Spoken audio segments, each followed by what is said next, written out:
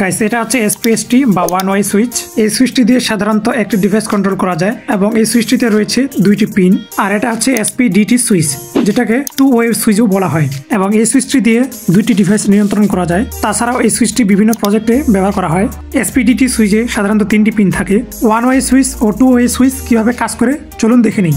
এটা হচ্ছে one way সুইচের প্রতীক চিহ্ন, আর এটা হচ্ছে টু ওয়ে সুইচের প্রতীক চিহ্ন। ওয়ান ওয়ে সুইচের যেহেতু দুইটা পিন, এই দুইটা পিনের নাম দিয়েছি এ বি, এবং টু ওয়ে সুইচের যেহেতু তিনটা পিন, তাই আমি এখানে দিয়েছি এ বি সি।